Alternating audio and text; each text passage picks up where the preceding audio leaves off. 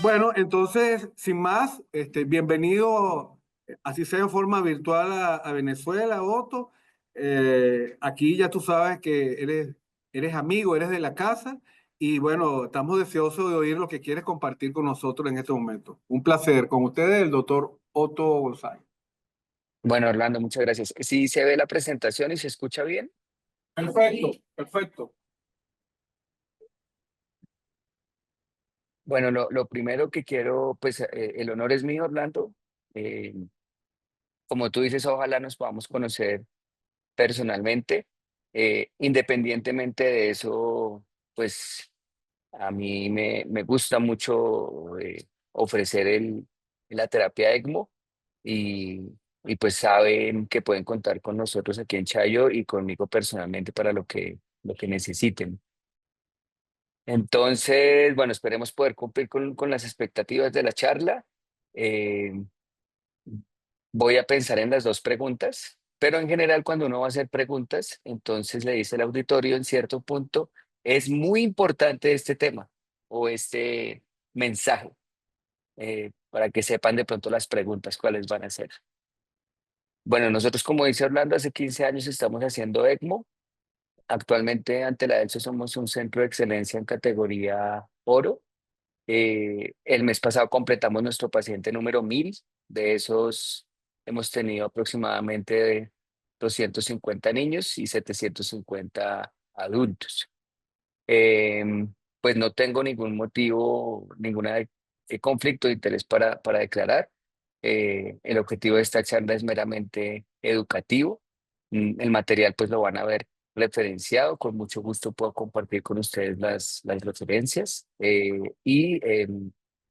Lo que no esté referenciado pues va a obedecer a opiniones personales que tienen un nivel de evidencia pues que ustedes ya conocen.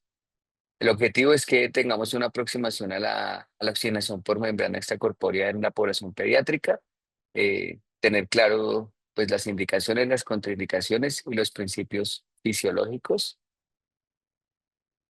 Creo que la premisa básica en el ECMO y es de donde debemos partir para cualquier análisis que hagamos en términos de selección de pacientes, continuación de la terapia, tiempos de duración de la terapia, complicaciones que vamos a esperar, intervenciones que tengamos que hacer en los pacientes, es que el ECMO no cura nada.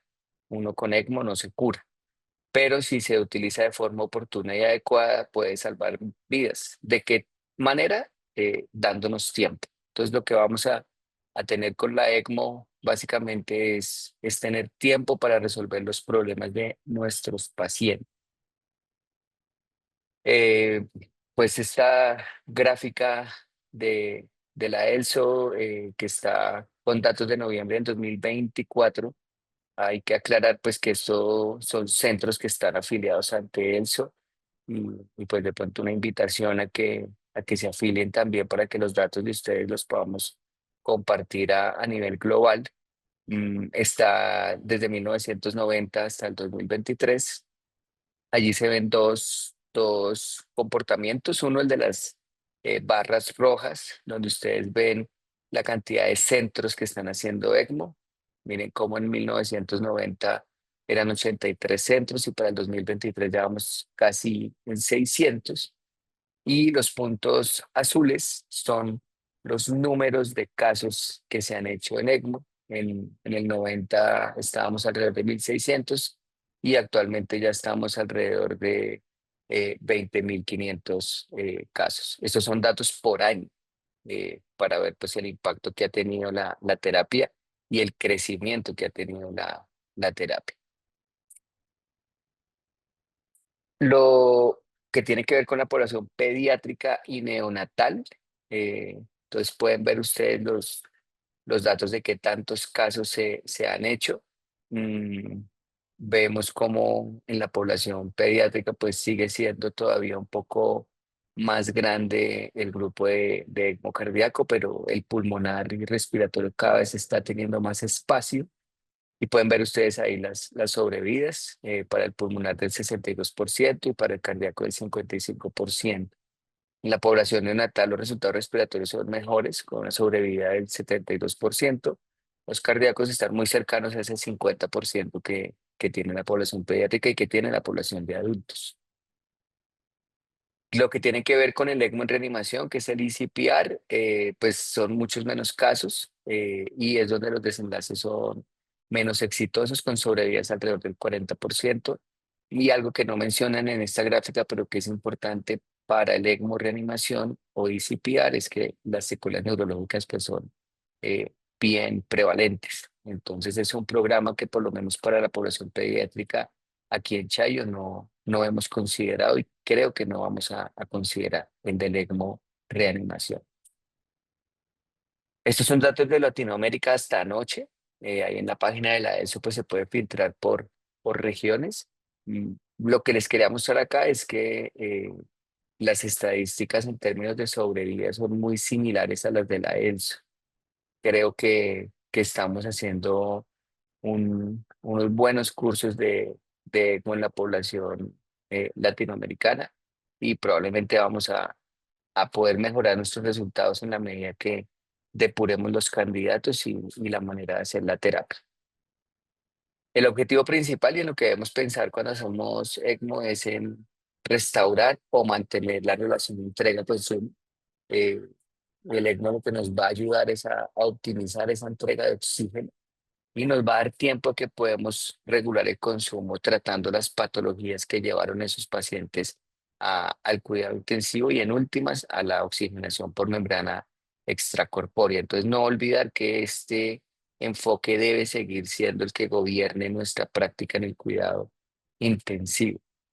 Tener en cuenta que cuando se pierde la relación de DO2-VO2, pues lo que vamos a tener es una disfunción a nivel mitocondrial con un déficit en la producción de ATP por una vía aerobia y que los órganos que van a sufrir inicialmente van a ser pues el tejido esplácnico, eh, el hígado sufre bastante, pero como sabemos, hay que perder un 90% del tejido para que yo ya entre en una disfunción hepática.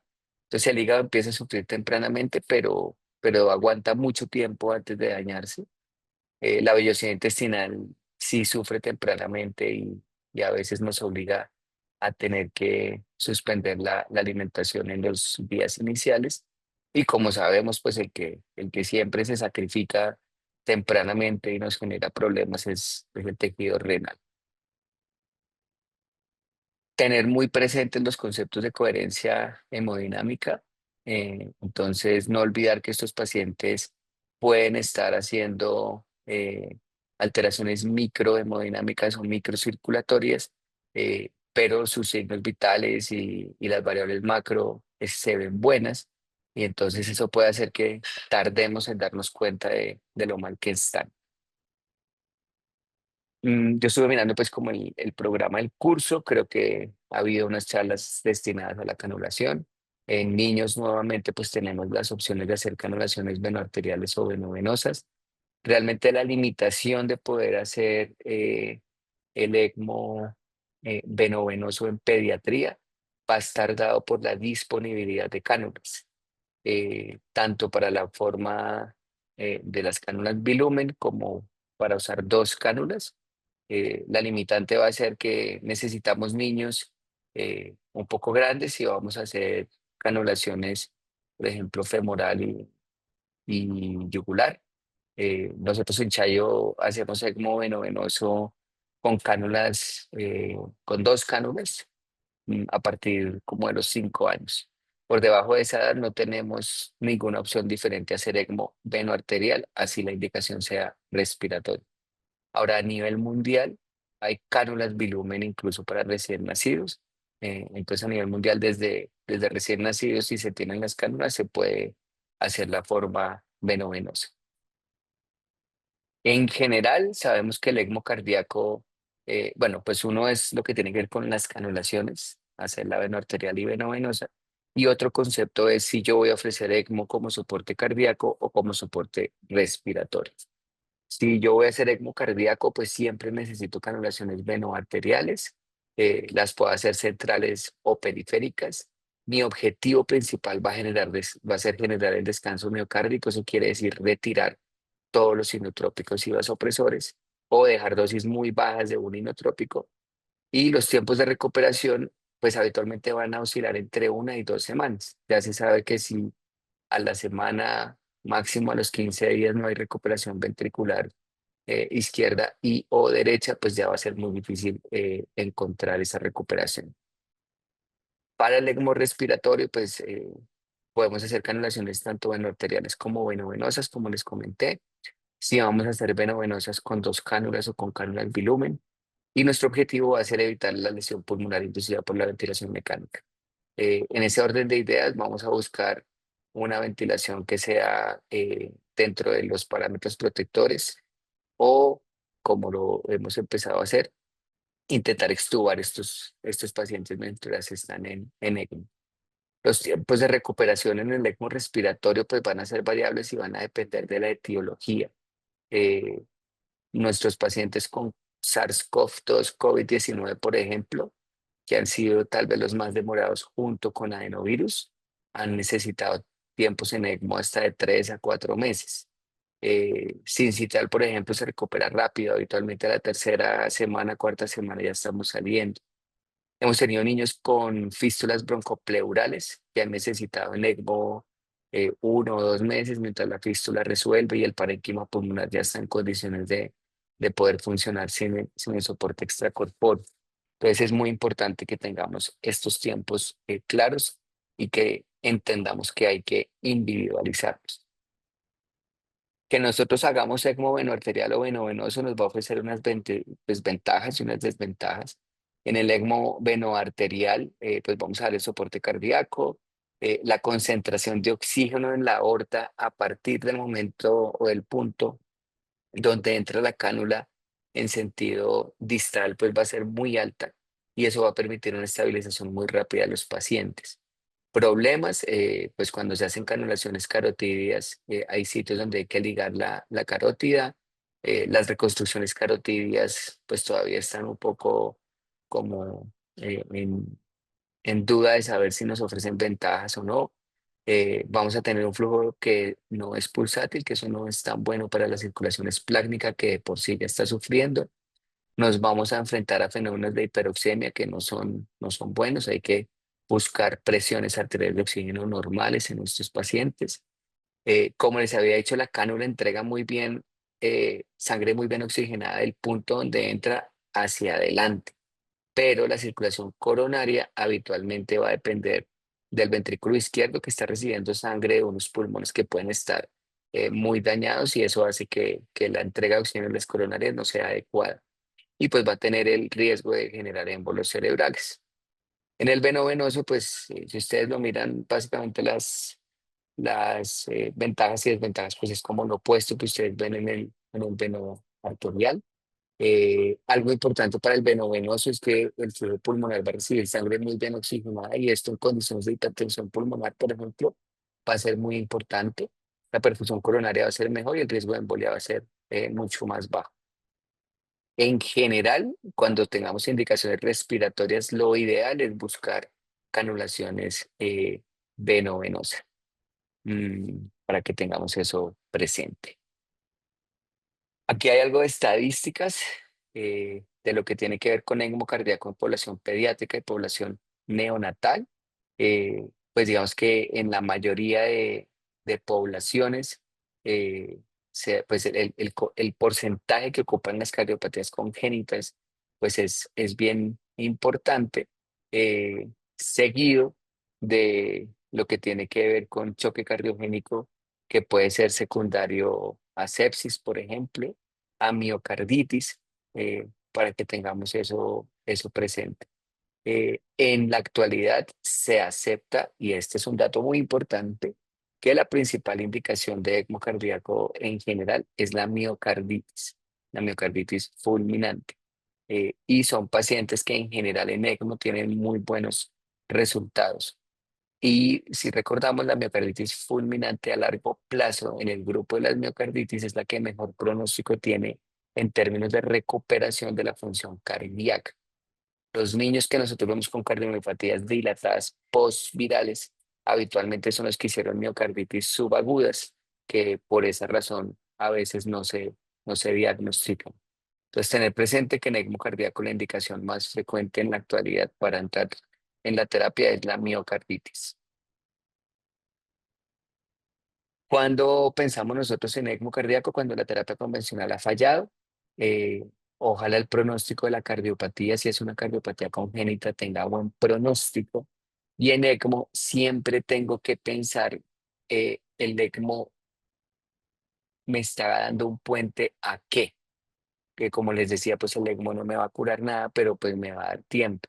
Pues a veces yo lo meto en ECMO para tener tiempo de decidir si hay opciones para el paciente o no.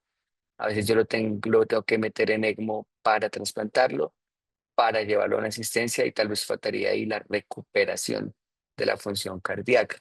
Pero sí, al analizar el caso, no existe ninguna de estas opciones, porque yo no tengo un centro que haga trasplante, que haga asistencia, el pronóstico es muy malo y no se va a recuperar, pues es un paciente que yo no debería estar canulando. ¿Qué contraindicaciones tenemos? Pues que la cardiopatía sea de mal pronóstico. Hay toda una controversia actualmente sobre si debemos ofrecer ECMO en fisiología univentricular, por ejemplo, en cardiopatías univentriculares, en isquia grupo clásico. Yo personalmente creo que no, pero hay centros donde sí lo hacen. Si ya hay un daño neurológico importante, pues tampoco debo ofrecerle ECMO. La falla orgánica múltiple, pues ya nos marca mucha mortalidad, entonces deberíamos pensar de pronto en que ya se le hizo muy tarde al paciente, que haya un sangrado severo y de difícil manejo. Y viene algo que para la población pediátrica es importante y es el grupo de niños por debajo de 34 semanas y con peso por debajo de 2.000 gramos. Aquí, ¿qué hay que tener en cuenta? La razón de la edad gestacional es que por debajo de las 34 semanas el riesgo de sangrado cerebral es muy alto al anticoagularlos.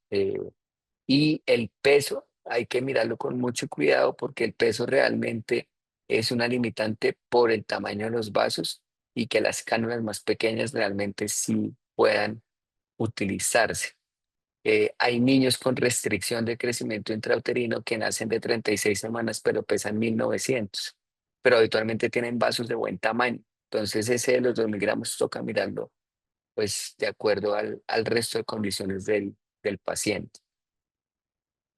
Mm, en cuanto al soporte inotrópico, y es una invitación pues para que se haga en cuidado intensivo de manera sistemática, es importante dosificar pues qué tanto soporte inotrópico tengo yo. El doctor Bernowski lo que propuso pues fue asignarle un valor a cada medicamento. Para la dopamina y la dobutamina, en la dosis en microgramos kilo minuto la multiplicamos por uno. Esto quiere decir que una dopamina 10 me da un valor de 10 en el score. Para la adrenalina y la noradrenalina debería multiplicarla por 100. Esto quiere decir que una adrenalina punto uno me daría un valor de 10 en el score. El milrinone lo multipliqué por 10, o sea, el milrinone habitualmente me va a dar entre 3 puntos y 7 puntos, más o menos. Y la vasopresina depende en qué unidad la usen. Nosotros aquí en Chayo las usamos en unidades kilo hora, en ese caso hay que multiplicar por 160. Pero si utilizan 1.000 unidades kilo minuto, habría que multiplicar por 10.000. ¿Qué hemos visto? Pues que scores inotrópicos por encima de 30 definitivamente hablan de que la terapia inotrópica y vasopresora ya falló, sobre todo si esa dosis viene en aumento y el paciente no mejora. Como en medicina hemos aprendido que hay que anticiparnos, nosotros aquí hemos bajado el valor a 20 siempre y cuando haya evidencia de hipoxia tisular y pues como les decía, el score inotrópico vaya en aumento. ¿Qué quiero decir con esto? Yo me puedo encontrar un niño con un score inotrópico de 25, entonces alguien me dice, oiga, es que usted en la charla dijo que más de 20.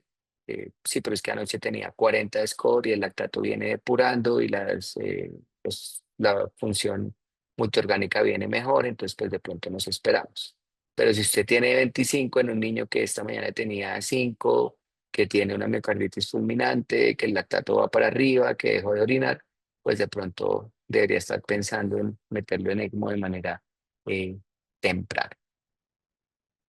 Tenemos otro grupo importante que es el de la ECMO-poscardiotomía. De hecho, fue donde se originó la terapia, porque era cómo yo puedo garantizar el soporte de un niño que me quedó bien operado, pero tiene un bajo gasto postoperatorio que va a durar 5 días. Entonces, bueno, cosas importantes, niños que no se puedan separar de la extracorpórea. Ahí hay que definir como centro cuántos intentos voy a hacer. Algunos centros con el segundo intento fallido lo canulan, otros intentan un tercer retiro de la extracorpórea. Eso hay que definirlo ya en cada institución. El bajo gasto posoperatorio, pues es una indicación de meterlo en ECMO tempranamente. Eh, Ojo con las lesiones residuales, aunque a veces hay cirugías donde el cirujano queda contento o dice, tengo una lesión residual que no puedo resolver en este momento porque me falta algún implemento o porque es más fácil por hemodinamia que en cirugía y entonces lo mete en ECMO mientras logra resolver la lesión residual. La tormenta rítmica es una indicación frecuente en adultos, en niños también se puede presentar. La hipertensión pulmonar y la parada cardíaca posoperatoria. Entonces, eh, ojo, porque yo les había dicho pues que ECMO en reanimación no estamos haciendo. Entonces, una cosa es un niño que yo opere el corazón y hace un paro cardíaco, en el que yo creo que lo puedo rescatar con el ECMO mientras pues me doy cuenta qué pasa. Otra cosa es que a todos los pacientes en paro yo les empiezo a ofrecer ECMO, para que quede eso claro. Lo que sí es cierto es que los niños con cardiopatías congénitas que necesitan ECMO bajan su sobrevida de manera importante. Fíjense la sobrevida de cortocircuitos de izquierda a derecha. Si ustedes miran la clasificación de RAS, eh, pues el posoperatorio de una CIB debe tener una sobrevida actualmente de un 98%. Pero si yo lo tengo que meter en ECMO, se me baja al 35%. O sea, meterlo en ECMO sí me impacta la sobrevida de manera importante para que tengamos esto presente. Creo que este es un primer mensaje para todo el grupo, que sé que hay un grupo de profesionales en enfermería grande y como vamos a ver, el ECMO es un trabajo en equipo y aquí la opinión de todos es igual de importante. De hecho, estoy convencido que el éxito de las unidades de cuidado intensivo depende de grupos de enfermería muy fuertes. Entonces, ojo con la selección de pacientes porque la idea no es que pensemos en ECMO cuando ya no haya nada que hacer. Pues cuando ya uno entró a la UCI, el score inotrópico está por las nubes, el eco es malo, ya no orina, tiene lactato de 10, pues meterlo en ECMO en ese momento probablemente va a tener una sobrevida muy baja. ¿Qué se espera en un programa de cirugía de corazón? Que el ECMO se utilice entre un 0 y un 5% de los procedimientos. O sea, debe ser una terapia disponible, pero pues su uso ojalá sea en pocos pacientes. Siempre que un niño en un posoperatorio termine en ECMO, hay que descartar defectos residuales. Pues habrá que hablar con el grupo, definir si se hace un cateterismo, un angiotac. En estos escenarios el ecocardiograma tiene una sensibilidad muy baja, solo detecta el 20% de lesiones. Eh, si hay una lesión residual, pues hay que corregirla lo más tempranamente posible. Si se puede por hemodinamia, pues mucho mejor para no tener que meterlo en bomba otra vez y no tener que anticoagularlo pues de una manera más prolongada y tener en cuenta pues que la coagulación va a estar alterada por estar en ECMO. ¿Qué es lo que pasa en los programas en ECMO? Entonces, los programas en ECMO nacieron para soportar los programas de cirugía cardiovascular y en la mayoría de centros el ECMO empezó como un soporte eh, para el grupo de cirugía cardiovascular. En la medida que pues, se presentó la epidemia de influenza H1N1 en el 2009 y pues, la pandemia del SARS-CoV-2 COVID-19 en el 2020, se vio que para los pacientes en SRA el ECMO podría ser una opción y lo que ha pasado en la tendencia epidemiológica es que se han incrementado los casos respiratorios y ha surgido como una opción muy atractiva en las epidemias respiratorias como la que estamos viviendo en niños en Bogotá actualmente. En este momento tenemos 5 niños canulados, por ejemplo, todos con infecciones respiratorias. La candidatura al ECMO respiratorio, entonces, inicialmente se hablaba de un índice de oxigenación por encima de 40, decían que por más de 4 horas. Ya con el tiempo entonces se ha bajado a que sea un índice mayor de 25, con una FIOS que sea 100%, dicen que por 24 48 horas. La falla respiratoria hipoxémica severa con descompensaciones agudas recurrentes. Esta indicación es bonita porque esto es lo que nos pasa cuando estamos de turno en la UCI con un niño que está muy malo, que nos llama la fisioterapeuta porque se pone hipoxémico, entra en bradicardia, hay que hacerle compresiones, hay que ponerle adrenalina, hay que darle presión positiva con las presiones muy altas y el niño finalmente se logra estabilizar. Entonces ya recupera la frecuencia cardíaca, ya recupera la tensión arterial, queda con saturaciones alrededor del 85, 86%, y yo me siento y hago una oración para que el niño no vuelva a presentar una crisis hasta que yo entregue el turno, para poderlo entregar vivo. Entonces esa crisis que se presentó es un signo de alarma de que probablemente necesite un soporte extracorpóreo. La hipertensión pulmonar que cursa con falla derecha, y algo que también nos ayuda en un escenario que es bien bonito también son las fugas de aire. Cuando yo estoy con un ventilador mecánico que ya me produjo fuga de aire, pues claramente ese ventilador me está haciendo daño. Y en estos pacientes sí que es importante poder quitar la presión positiva en la vía aérea. ¿Qué observación hay que hacer con estos criterios? Eh, que depende mucho de la patología del paciente, y estos tiempos de evolución, pues pueden ser mucho más cortos. Me explico. A mí me llega un niño con una infección por virus sincitial respiratorio en su día uno, con una radiografía que tiene mucho compromiso alveolar. Yo empiezo en la unidad, lo recibo con un índice de oxigenación que está en 15, 16, y 4 horas después lo tengo en 26 y la placa va peor. Pues si yo conozco la historia natural, sé que ese niño no se va a mejorar antes de 5 días. Entonces no tengo que esperar 24 horas con un índice por encima de 25 para saber que va a necesitar ECMO. Eh, entonces, siempre individualizar muy bien los casos, y en la medida que se familiaricen con la terapia van a ver que hay pacientes que no va a caber duda que necesitan el ECMO temprano. ¿Qué contraindicaciones hay? Bueno, si hay anomalías congénitas letales, pues no les vamos a canular. Los síndromes genéticos letales tampoco.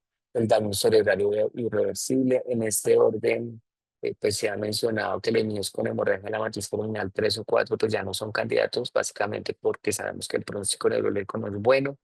Un sangrado activo incontrolable, pues tampoco. Ya habíamos mencionado lo referente al peso y a la edad gestacional. Las coagulopatías con sangrado que eventualmente se puedan corregir con transfusiones, pues pueden ser una contraindicación relativa, pero ya sabemos que son pacientes de peor pronóstico. Que ya haya falla multiorgánica, ahí hay que mirar si yo creo que el órgano se va a recuperar o no, hablando, por ejemplo, en términos de riñón. Y algo que es importante, la ventilación mecánica prolongada con presiones altas por más de 14 días, ya se sabe que el daño pulmonar es tan grande que probablemente ese niño no tenga vuelta atrás en la recuperación pulmonar. Entonces, fíjense que lo ideal, de hecho, sería que yo canulara los niños respiratorios en los primeros 7 días de ventilación mecánica, para que tengamos esto en cuenta, porque algo que les va a pasar cuando empiezan a hacer la terapia es que como que ya pensamos que los niños no se pueden morir si no pasan por el ECMO. Entonces tenemos niños que llevan intubados un mes, y cuando ya llega la tercera coinfección bacteriana, que esta sí lo pone a puertas de un desenlace fatal, entonces lo queremos meter en ECMO cuando ya ese paciente pues perdió su oportunidad hace rato, o sencillamente no son candidatos por la manera como evolucionó la enfermedad. Quiero compartirles unos casos, son 3 casos rápidamente, y ya vamos pues como a lo que implica con lo que hay que saber para el cuidado de estos niños. Estos son casos todos nuestros, son casos cardíacos, y son todos casos de la pandemia donde tuvimos niños que tuvieron cardiopatías congénitas que debutaron con sospecha de síndrome multisistémico inflamatorio por COVID. Entonces, el primero es un niño de 7 meses que consulta por dificultad respiratoria, hipoxémico y en choque. El niño no saturaba más de 70, y su score inotrópico pues era muy alto. Es un niño que llega a una institución en Bogotá donde no había cardiología pediátrica el fin de semana y fue un festivo, entonces él llega un viernes por la tarde y hasta el martes le hacen un ecocardiograma donde documentan una tetralogía de Fallot.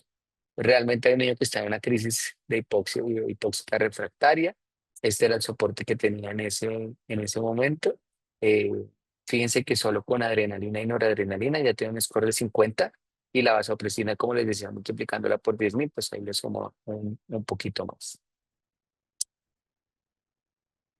El caso 2 fue una niña de 3 meses con un cuadro clínico de 4 días de evolución de insomnio de conciliación, fiebre, dificultad respiratoria y cuando llega a urgencia lo que predomina el examen físico es el choque. Eh, Tiene un electrocardiograma con cambios en el ST y en la onda T, un ecocardiograma con una FEBI del 14%, una troponina y un proBNP elevados y una noción de contagio con SARS-CoV-2 COVID-19 3 días antes porque la mamá estaba cursando con la enfermedad. Eh, Aquí vemos pues algunas de las alteraciones del electro, digamos que en general en miocarditis pues no esperamos que de pronto haya sospecha de algo isquémico. Los cardiólogos no le podían ver bien la aorta en el eco y por esa razón se le hizo un angiotacto donde lo que se demostró fue una coartación de la aorta, pues que eh, fue la que la llevó a su deterioro clínico como causa principal. Y el tercer caso fue una niña de 7 meses con fiebre y dificultad respiratoria, también en hipoxémica y en choque refractario. Los padres han tenido SARS-CoV-2 COVID-19 hace un mes.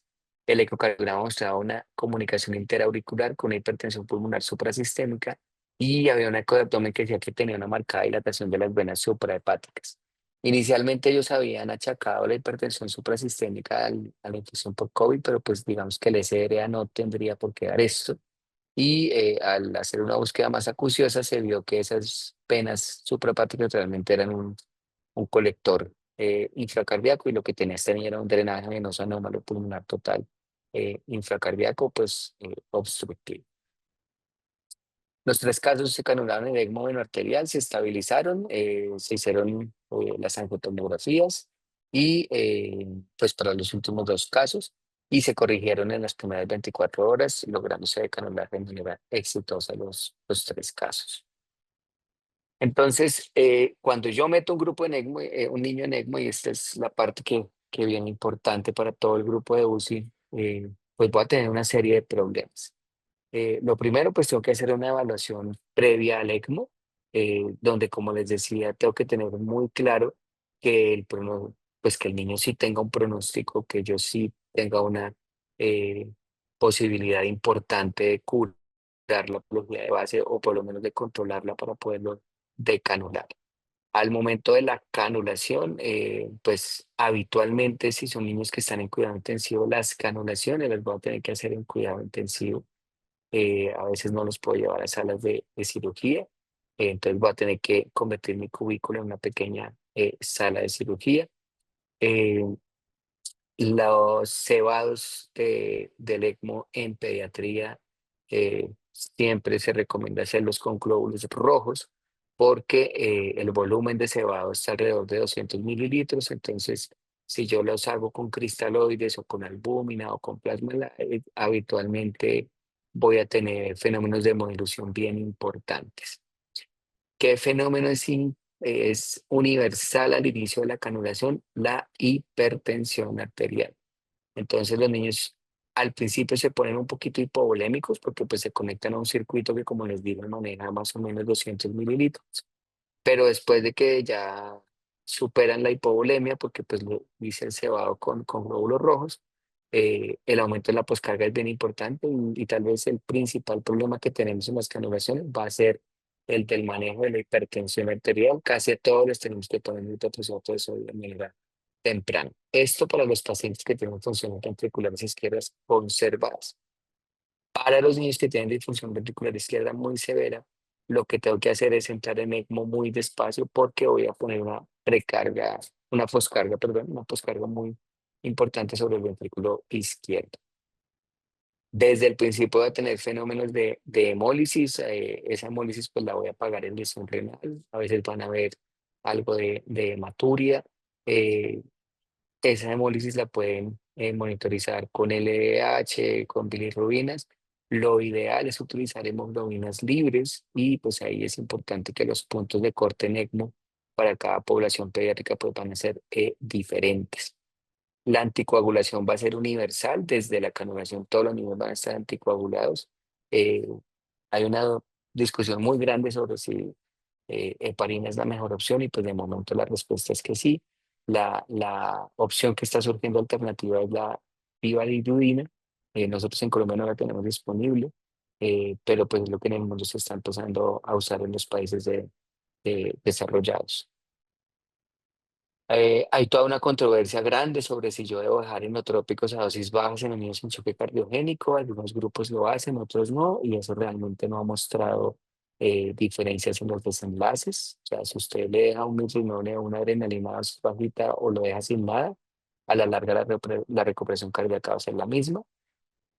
Con respecto a la ventilación mecánica, como les decía, pues hay que disminuir los parámetros para que no haya lesiones inducidas por la ventilación mecánica e idealmente en los respiratorios buscar extubar los pacientes.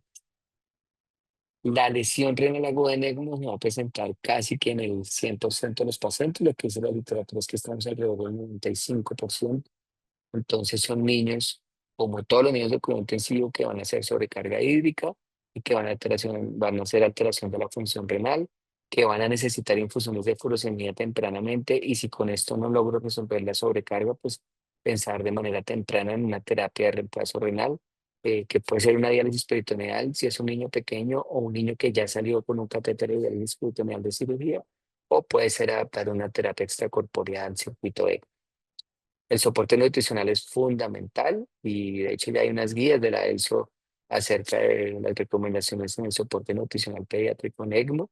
En general, si el niño está muy malo, se recomienda esperar 24 48 horas mientras modula un poco la fase aguda para empezar el soporte nutricional. Y ese soporte nutricional, pues si el score inotrópico, el lactato, el examen físico lo permiten, pues debería ser un estímulo enteral que se va aumentando o empezar con una nutrición parenteral o pensar en un soporte mixto. Pero sí a las 24 o 48 horas hay que ya estar definiendo qué soporte nutricional para recibir el paciente. Con la parte de la analgesia y la sedación, entonces lo que les vamos a ver ahorita es una gráfica donde se ve cómo la membrana atrapa la mayoría de sedantes y analgésicos. Entonces tienen que estar preparados para usar dosis muy altas. Hay que usar dosis casi al 4 veces más altas de lo que usamos en pacientes que están fuera de ECMO y eso a veces nos genera un poco de temor a la hora de ponerle fentanila 8 microgramos kilo hora o midazolam 400 microgramos kilo hora, porque pues son dosis que no estamos acostumbrados a manejar. Pero ahí nuevamente la invitación no es de no extubarlo, sino que hay que usarse antes. Las infecciones en ECMO, pues sí es una población que tiene más riesgo de infectarse, esto ya está claramente demostrado. Ahora, eso no quiere decir que los niños en ECMO deban tener antibióticos todo el tiempo que están canulados. Entonces, de hecho, no usamos antibióticos al momento de la canulación, no usamos antibióticos por el hecho de que estén canulados, pero sí hacemos cultivos a 72 a 96 horas para estar seguros de que no haya agentes bacterianos o micóticos por ahí. Em, Hay que empaparse muy bien de las alteraciones farmacológicas de los medicamentos que se pegan a la membrana. Y algo que es importante es la monitorización neurológica. Realmente creo que lo más sensible y específico es mantener unos planos de sedación que sean superficiales o, como les decía, incluso extubar los pacientes, porque clínicamente es la mejor manera de darme cuenta si hay alguna alteración neurológica. Hay trabajos con NIRS, con BIS, con electroencefalografía, eh, pero digamos que sirven un poco más para guiar cómo está la sedación. A veces sí me pueden hablar de que la perfusión cerebral no está siendo adecuada, pero nada mejor que el examen físico. Con respecto a los flujos que vamos a utilizar, los flujos de bomba, entonces para los neonatos y los lactantes vamos a estar con flujos entre 100 y 200 mililitros kilo minuto. Para los pacientes escolares estaremos alrededor de 80 mililitros kilo minuto. Los preescolares van a estar ahí también con un comportamiento parecido al de los escolares. Y para los adolescentes ya estaremos entre 40 y 50 mililitros kilo minuto. Si lo quiero usar en índice cardíaco, que es como se hace habitualmente en adultos, el valor estará entre 2 y 4 litros por metro cuadrado por minuto. Importante pues que yo utilice las cánulas de mayor tamaño posible, verificar que la localización sea adecuada y estar muy seguros de mantener una buena precarga porque pues es lo que me va a dar el flujo de bomba o el flujo de retorno del ECMO que sea adecuado y siempre manejar las resistencias vasculares sistémicas porque como les dije desde el principio se elevan mucho y esto hace que necesitemos revoluciones muy altas para mantener los flujos que necesitamos. Siempre, siempre, siempre, sobre todo en las indicaciones cardíacas, vigilar que no haya distensión de la aurícula izquierda, porque pues esto me lleva a edema pulmonar y habitualmente me obliga a buscar alguna estrategia de descompresión. Habitualmente cuando yo tengo un ventrículo izquierdo que no está siendo capaz de eyectar la sangre que está llegando de la circulación pulmonar, que es escasa, pero sigue llegando todo el tiempo, lo que voy a ver es un flujo continuo pulsátil. Ojo con las presiones de pulso que estén por debajo de 10 milímetros de mercurio, porque me hablan de que este fenómeno se va a presentar. Y líneas arteriales que estén planas, como las que vemos allí en el ejemplo, pues habitualmente me hablan de que no estoy abriendo la válvula aórtica y debo buscar alguna estrategia de descompresión. Entonces, ¿qué es lo que ocurre? Pues por más de que yo esté en un ECMO veno arterial, yo tengo algo de flujo pulmonar. Ese flujo pulmonar va a retornar a la aurícula izquierda y ese flujo pues va a pasar al ventrículo izquierdo y si el ventrículo no es capaz de abrir la válvula, pues va a empezar a dilatar y a distender el ventrículo izquierdo y a generar edema pulmonar. Eh, Pueden generarse trombos en las cavidades izquierdas, que eso también pues, es muy grave. Entonces siempre tengo que estar pendiente de que mi ventrículo izquierdo y mi aurícula izquierda pues no estén distendidos porque si no resuelvo estas distensiones pues no voy a poder sacar a mi paciente adelante. Tener en cuenta que el ECMO siempre le va a poner más poscarga al ventrículo izquierdo. Entonces, siempre que tenga ventrículos izquierdos con mucho compromiso en su función, pensar en algo de soporte inotrópico o en estrategias de descompresión. Por lo que estuve viendo, ya tuvieron una charla del Impela, pues en niños realmente no tenemos la consola. En niños las opciones que tenemos son hacer atrioseptostomías o colocar cánulas en la vena pulmonar, que es algo que llamamos vent para que tengamos esto presente.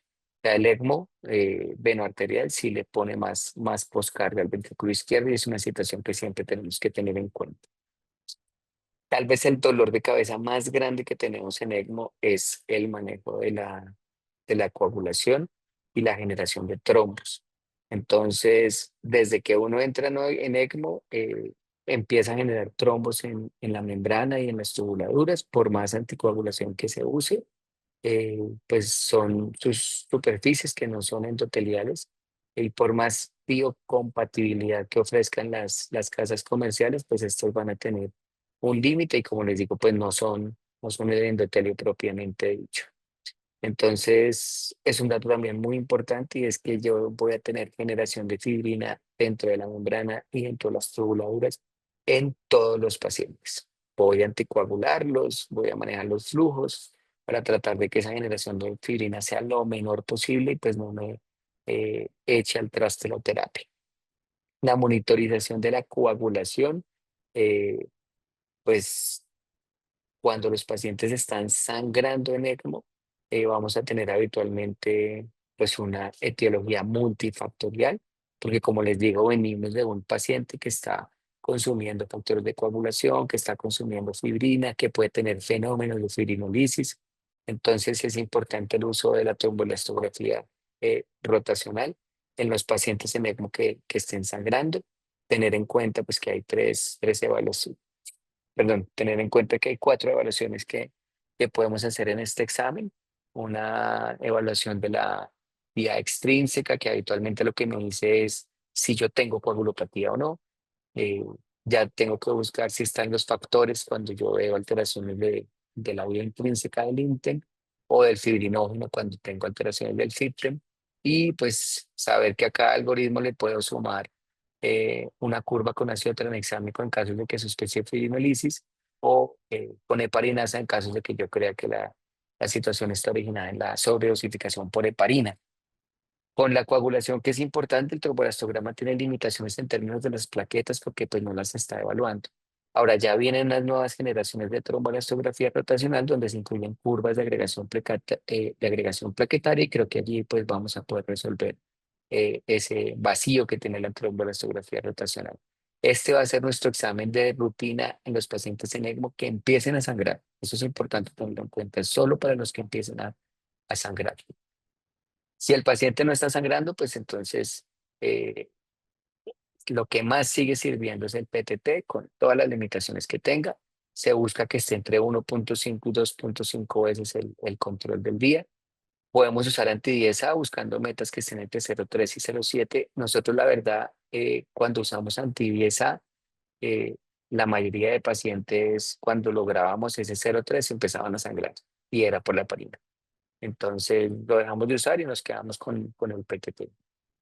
Cuando tenemos dosis altas de heparina y no logramos anticoagular a nuestros pacientes, pues siempre hacer una actividad de antitrombina 3, que buscamos esté por lo menos al 50%. Cuando esto no ocurre, entonces debemos hacer reemplazos de antitrombina 3, que habitualmente hacemos con plasma fresco congelado. Con respecto a las plaquetas, entonces buscamos niveles de plaquetas que estén por encima de 50.000. Digamos que el principio de esto es, los niños en ECMO siempre van a estar trombocitopénicos y siempre van a estar consumiendo fibrinógeno. No podemos esperar tener niños en ECMO con plaquetas normales o fibrinógeno normal. Como los tenemos anticoagulados con heparina, la idea sí es buscar unos valores de plaquetas y fibrinógeno mínimos que nos disminuyan el riesgo de sangrado. Entonces, en plaquetas, como les digo, pues nos podemos aguantar hasta 50.000, pero por debajo de 50.000 sí es prudente hacer transfusión de plaquetas. Y con el fibrinógeno, dependiendo si está sangrando o no, podemos tolerar valores incluso hasta 100 miligramos si no están sangrando, o 150 si están sangrando o van a cirugía.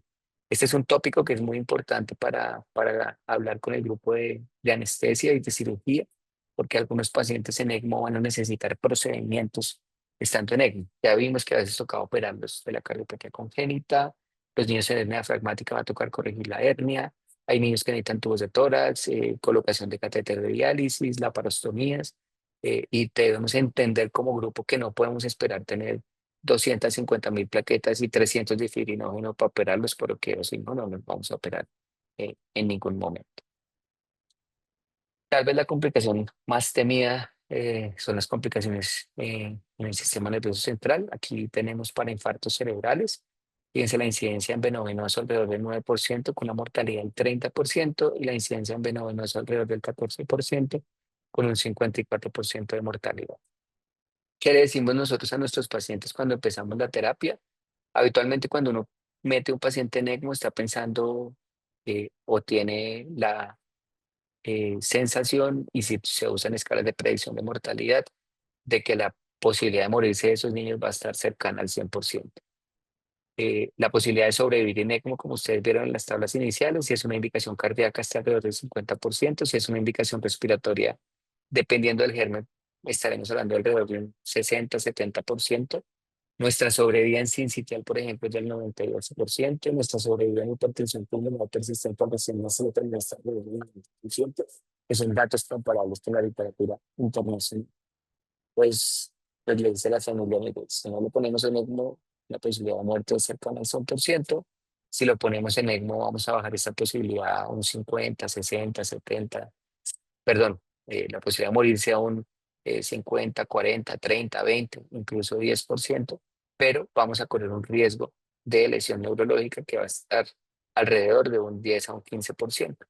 Y pues digamos que ahí los números pues lo favorecen a uno en cuestión de riesgo-beneficio. Como les decía, la membrana, como pasa con todas las terapias extracorpóreas, que pues esto ya lo sabemos de las terapias de reemplazo renal extracorpóreas, la membrana del ECMO absorbe medicamentos. Ahí el mensaje es, entre más lipofílico sea el medicamento, es más probable que se quede pegado a la membrana. Entre más hidrofílico es menos probable.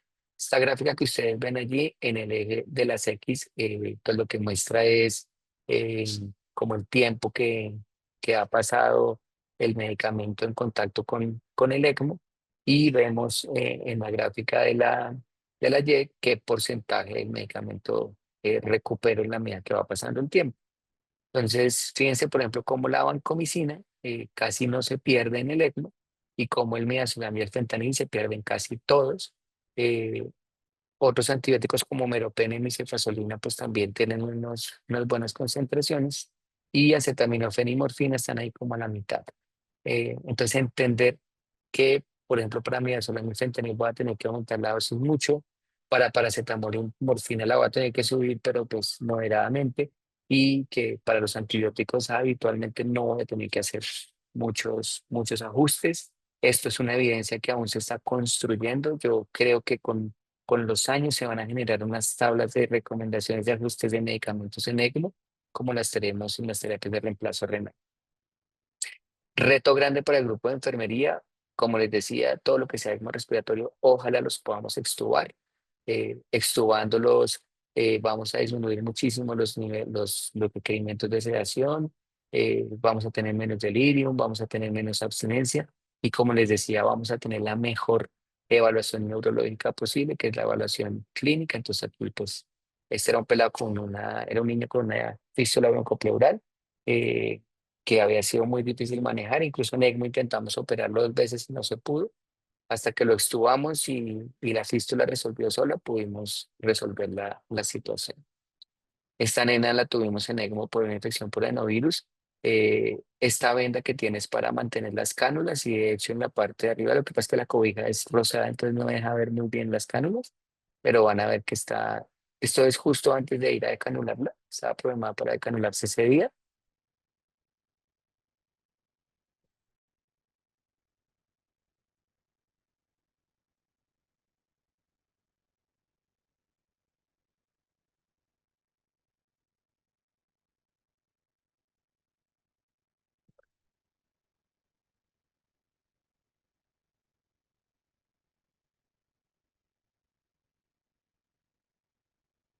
Entonces, ese video fue sobre las 11 de la mañana, la llevamos a decanularla y esto es ya en la tarde cuando regresó la decanulación.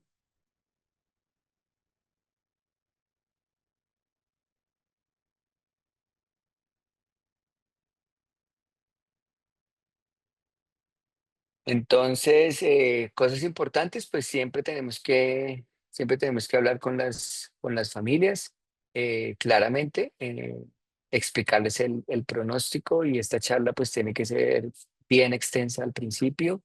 eh, y pues tiene que repetirse todos los días y tomar la decisión en conjunto. Yo creo que a las familias hay que explicarles que nosotros tomamos decisiones médicas, que por supuesto los tenemos en cuenta, pero que la decisión finalmente es médica. No podemos tampoco dejarles a ellos esas responsabilidades. Algo importante con las familias es trabajar la culpa que tienen, porque las familias, cuando tienen mucha culpa, la reflejan en el personal de salud, y la reflejan pues quejándose absolutamente de todo. Entonces, creo que ustedes lo han notado cuando hay familias que, por ejemplo, los papás están separados, el papá no visita al niño, el día que está en ECMO, entonces ahí el que aparece es el papá, y el que empieza a, a criticar todo y a quejarse por todo es el papá, pero hay que sentarse con ese señor y explicarle pues que no es culpa de él. Eh, entonces siempre desculpabilizarlos, hay que hacerles un apoyo con psicología, con trabajo social. Creo que ponerse en el lugar de ellos y entender que la situación es muy difícil. Creo que la mayoría de los que trabajamos en salud tenemos hijos y sabemos lo que significan los hijos. Como les decía, pues las decisiones son médicas, las familias por supuesto tienen un papel fundamental, pero las decisiones médicas finalmente son médicas. Eh, Vamos a tener pacientes en ECMO en los cuales vamos a enfrentar dilemas, porque va a haber situaciones en que los grupos quirúrgicos, de anestesia, de enfermería, las ECMólogas, los intensivistas, de pronto no estén de acuerdo. De pronto haya grupos que digan, oiga, no, no sigamos adelante, otros sí. Entonces, en esos momentos, pues hacer juntas de ética para discutir esos dilemas. Y como les decía, el éxito pues está en el trabajo en equipo. Creo que todas las personas que trabajan en ECMO, desde el personal del aseo hasta el especialista más formado que haya en el hospital, tienen que saber de ECMO, tienen que saber qué está ocurriendo, tienen que saber qué cambios son propios de la terapia, y siempre tomar decisiones en equipo.